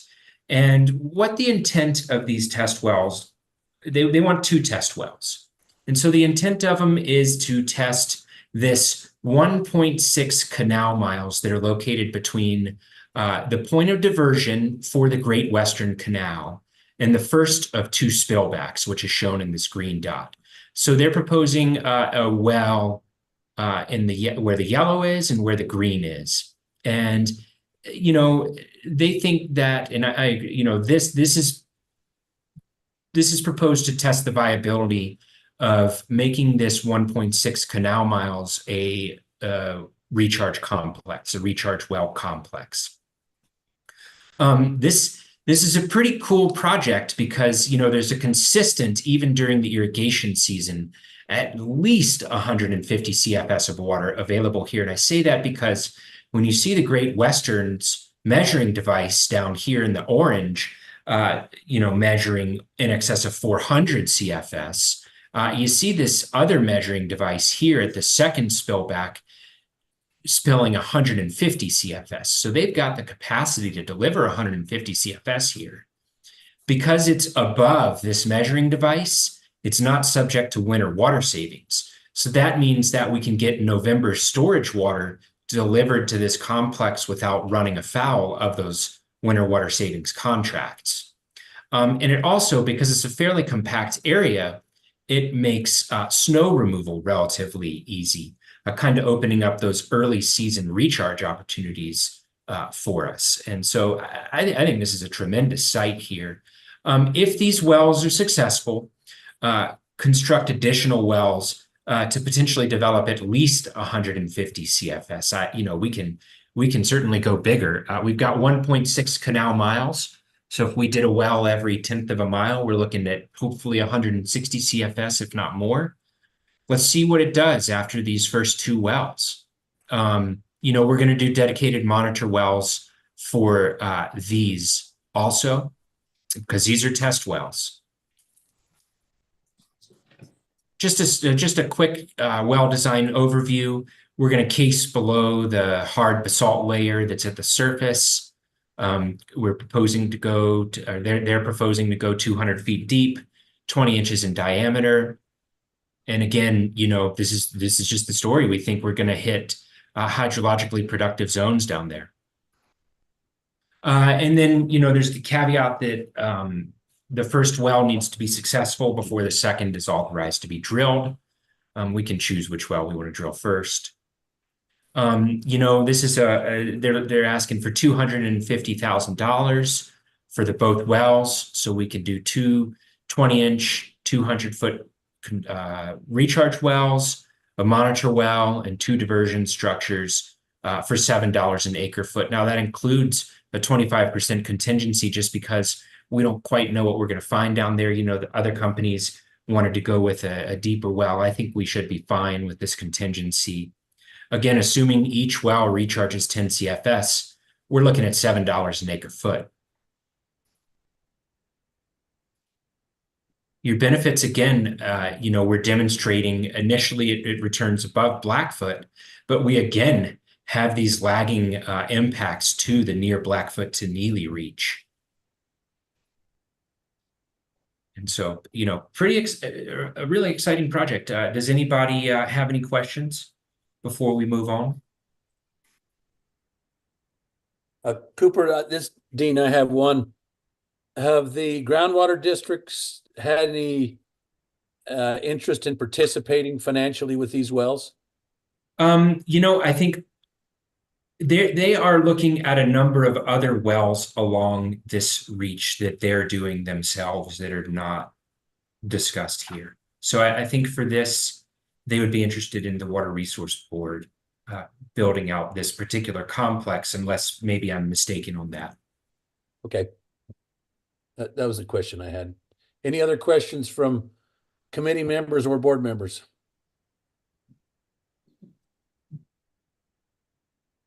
All right, and hearing none, we'll move on to the last project for proposal today.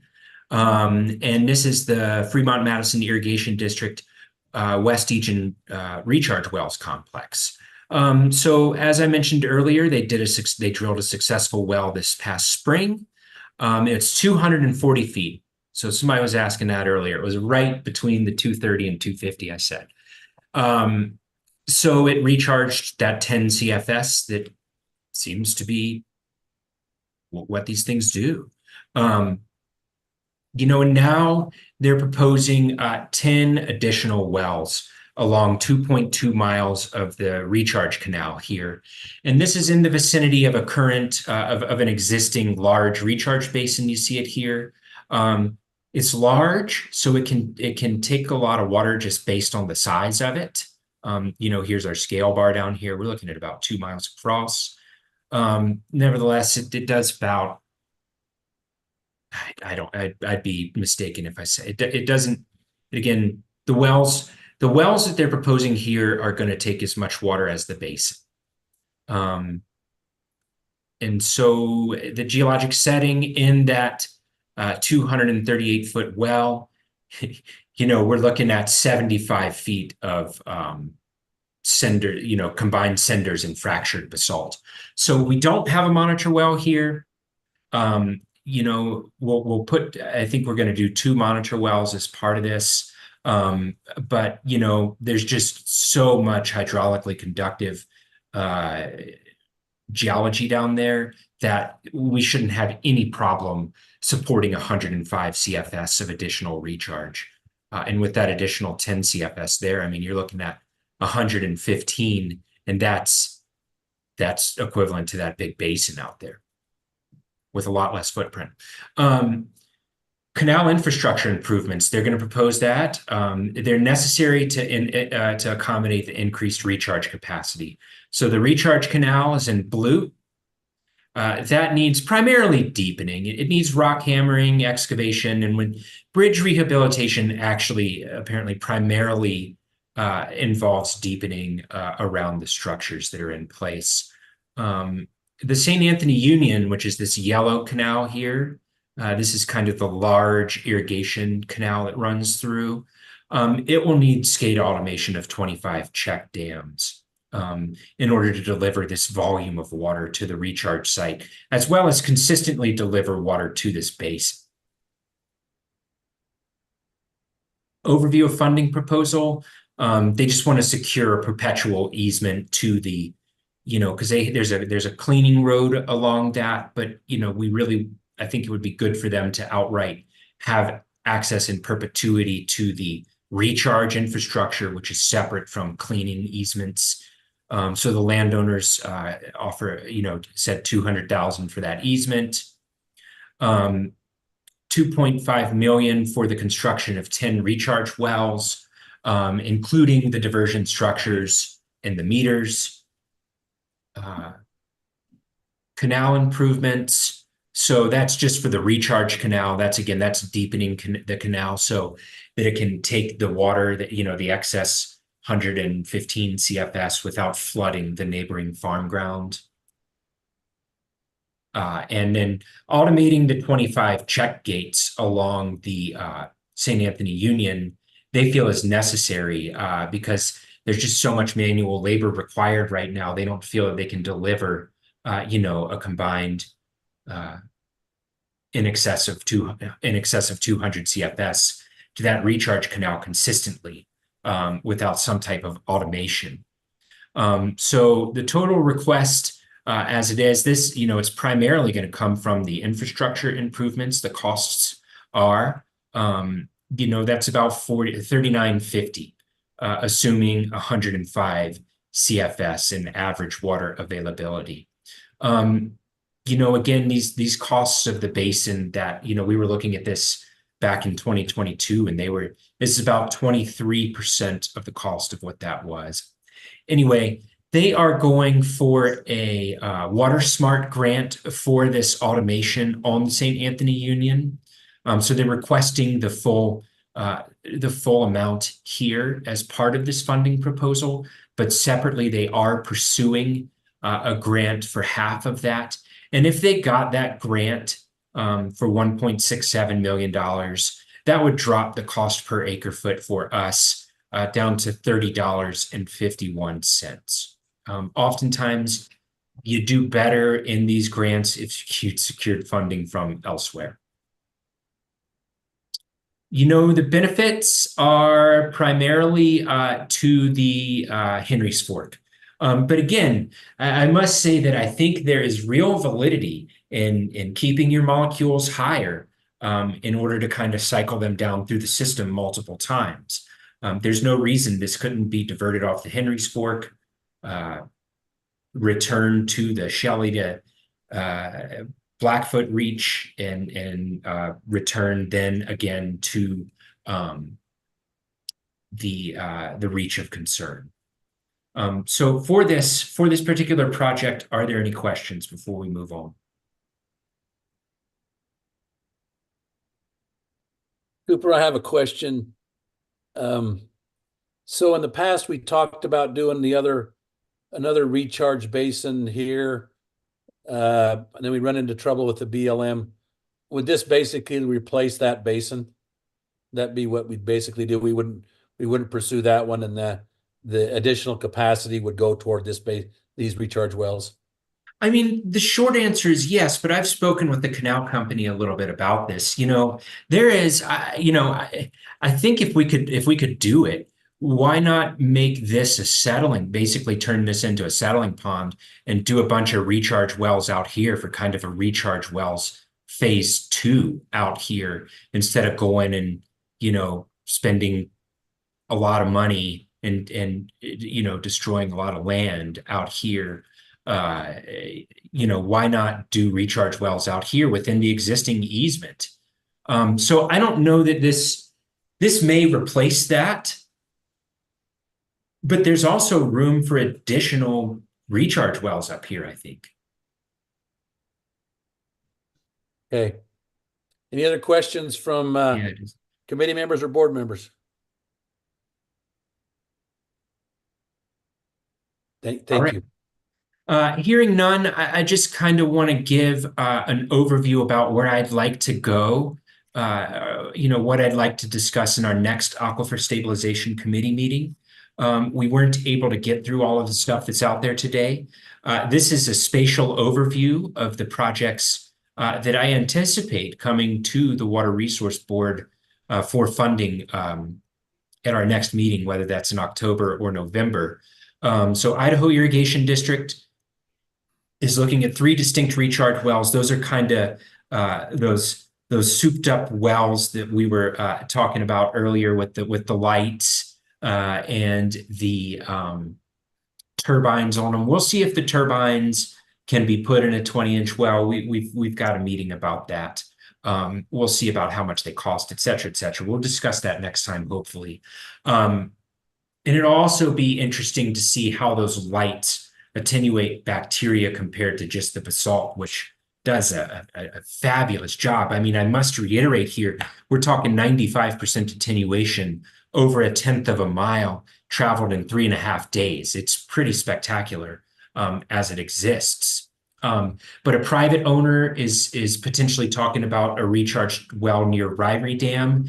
And again, the goal here is to increase carryover. Is to, number one, increase aquifer recharge, but number two, why not see if we can move that Ryrie rule curve for additional storage water? Farmers Friend Irrigation District is going to propose 2 basins. Sunnydale Irrigation District is looking at a basin. Fremont Madison's looking at 2 distinct recharge wells, and the Burgess Canal Company. This is not shown. This is what they called and said today. They have an 80-acre basin they're looking at, and they feel like they can keep costs pretty low. So I think they're going to present a proposal that I think they're going to be pretty proud of in October, November, whenever we meet next. So With that, I'd like to open it up to any questions or comments, or maybe we've been at this long enough. I don't know.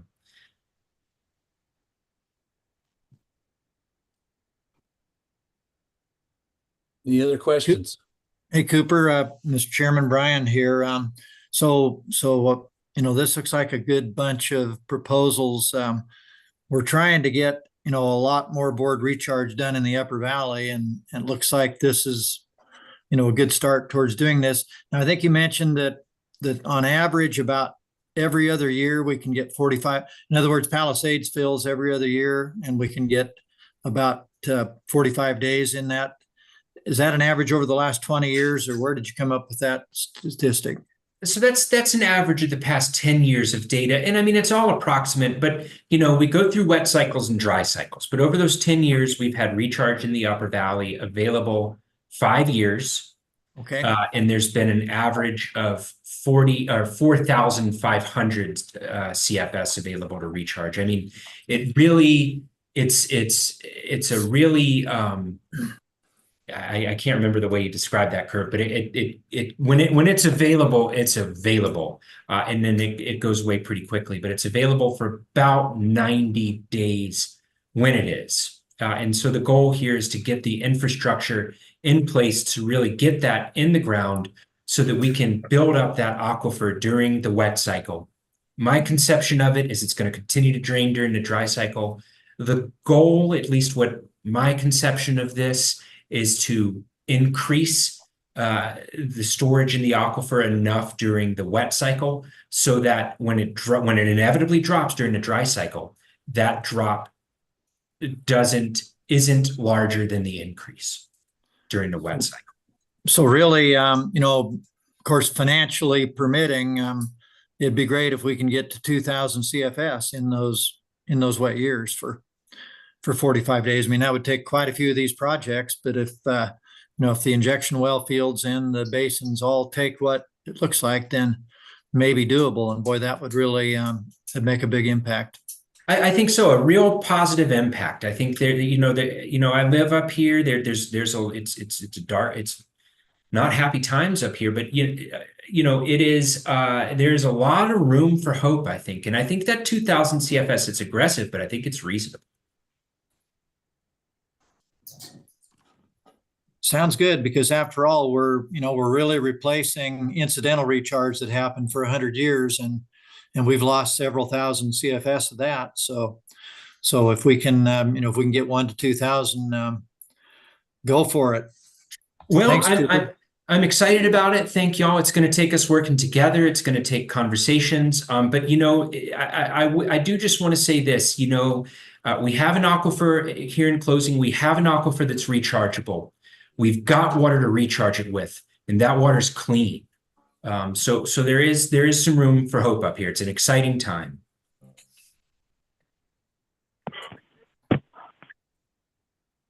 Mr. Chairman, members of the committee, I'll go ahead and kind of step in here. So really what we're looking from the committee at this point in time, are there any of these proposals that you want to recommend for the board? For whatever it's worth, to put my 2 cents in, I think the test wells are relatively inexpensive, and it's a way of us testing that area to see if there's even a chance of moving forward with larger projects. But then as far as the full-scale project and the basins, then, obviously we're interested in any feedback that you have on this.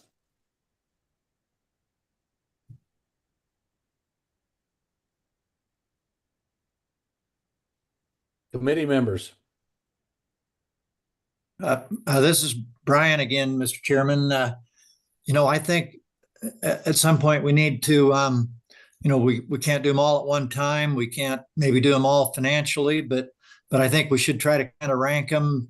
I like Cooper's so much per acre foot type scenario. I do think we need to geographically space them also, and I think we need some kind of a mix. We don't have all our eggs in one basket. I mean, the injection wells sound like a a great idea if we do ever, you know, we don't ever run into PFAS or something, but I think some basins are a good idea to space out there too. So geographically and economics and geography, I'd say it should be our two biggest ranking criteria. So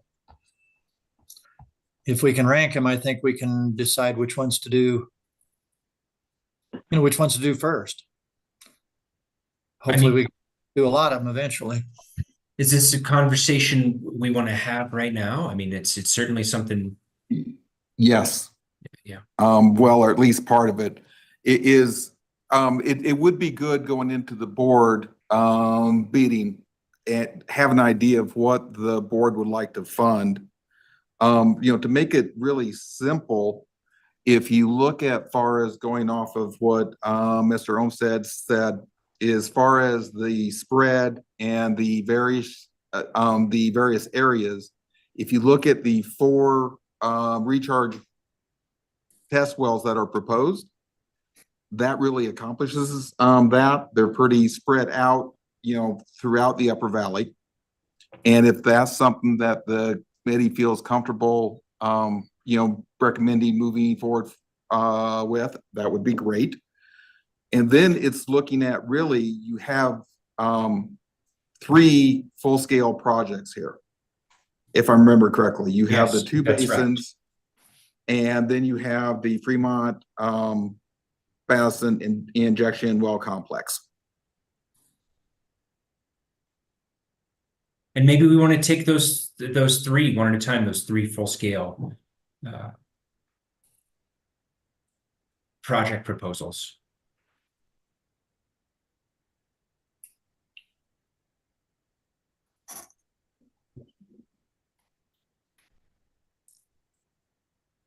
Well, I don't. This is Brian again. I don't remember exactly what all I've heard today. It's been a lot, but I would move to do what Wes just recommended. Move that we recommend to the full board to do what Wes just recommended, if that makes any sense. So I'll throw that motion out there. So move.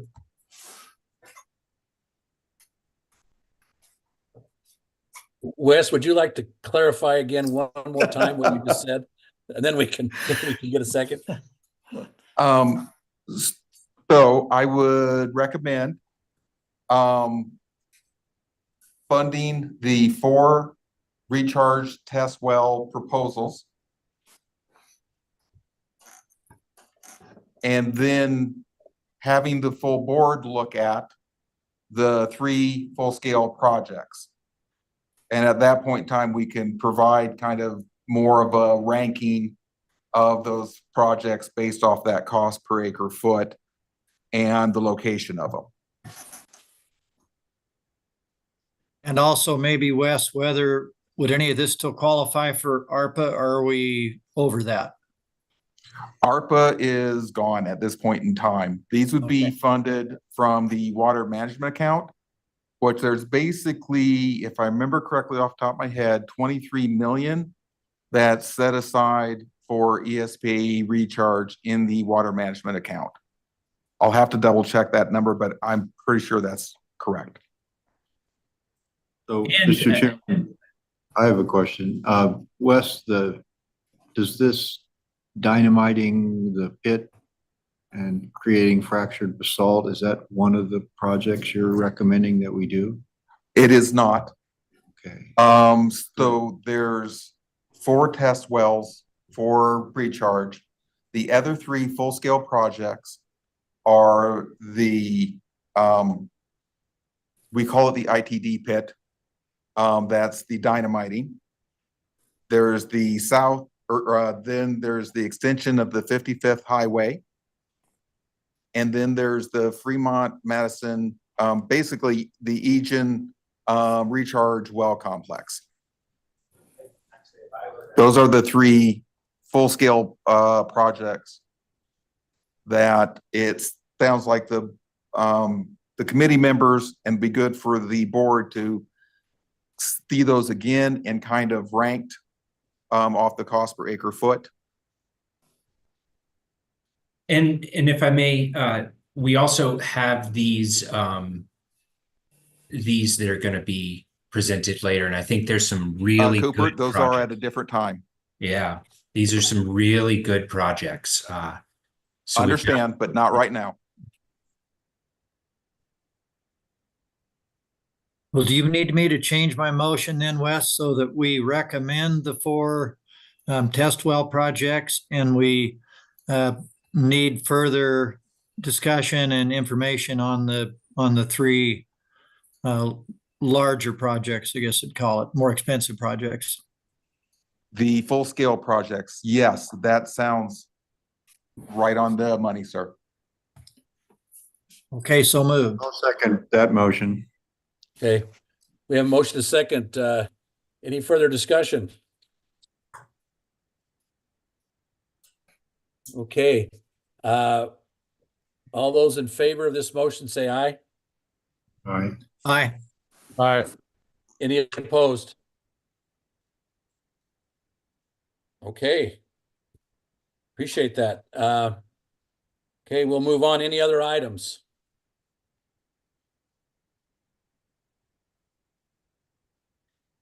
We've been here 2 hours, so probably my guess is no. Let's, Yeah. we got other items, Brian, or? No other items from staff, Mr. Chairman. Okay, any other items for members of the committee?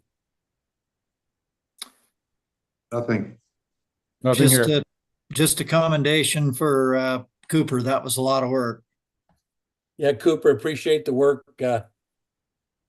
Lot of projects up there. Appreciate the time. Well, And thank for all you, of thank you. staff It's exciting. We have an opportunity up here. I appreciate it. Okay. Being any other items, I'd entertain a motion to adjourn. I'll move we adjourn.